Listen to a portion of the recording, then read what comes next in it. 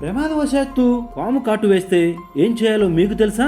ఒకవేళ పాము కాటు వేస్తే ముందు అది విషపూరితమైనదా కాదా అనేది గుర్తించాలి. విషపూరితమైన పాము కాటు వేస్తే చర్మంపై 2 ఘాట్లు కనిపిస్తాయి. అదే విషం లేని పాము అయితే యువాకారంలో అనేక ఘాట్లు కనిపిస్తాయి. పాము విషం 10% మనిషి ప్రాణాలను తీస్తే పాము కరిచింది అనే భయం 90% మనిషి ప్రాణాలను తీస్తుంది. ముందుగా పాము కరిచినప్పుడు మనం అతనికి ధైర్యం చెప్పాలి. కరిచిన విష పాము ఏ జాతి పాము అనేది ముందుగా గుర్తించాలి. గుర్తించలేకపోతే కనీసం ఆ పామును ఒక ఫోటో తీసి హాస్పిటల్ కి వీలైన త్వరగా తీసుకెళ్లాలి. కరిచిన పాము ఏదైనా తెలిస్తే డాక్టర్ కి వైద్యం చేయడం, సరైన యాంటీవెనమ్ ఇంజెక్షన్ ఇవ్వడం సులభం అవుతుంది. పాము కరిచిన భాగం గుండె కంటే దిగువగా ఉంచి విషం గుండెకు మెల్లగా చేరేలా ప్రెజర్ బాండేజ్ వేయాలి. పాము కాటు బాధితుడు ఎక్కువగా నడిచినా, కదిలినా, హార్ట్ బీట్ పెరిగినా విషం వేగంగా వ్యాపిస్తుంది. కాబట్టి వీలైనంత వరకు వారిని నడిపించకూడదు. కాటు వేసిన ప్రదేశంలో కోయడం, రక్తం మరొక వ్యక్తి పీల్చడం, ఐస్, రసాయనాలు వేయడం వంటి పనులు కూడా చేయకూడదు. నాటు వైద్యం, మంత్రాలు కూడా పనికిరావు. బాధితుడిని తాగడానికి, తినడానికి అనుమతించవద్దు. అండ్ మరిన్ని ఇంట్రెస్టింగ్ అప్డేట్స్ కోసం మన ఛానల్ సబ్స్క్రైబ్ చేసుకోండి.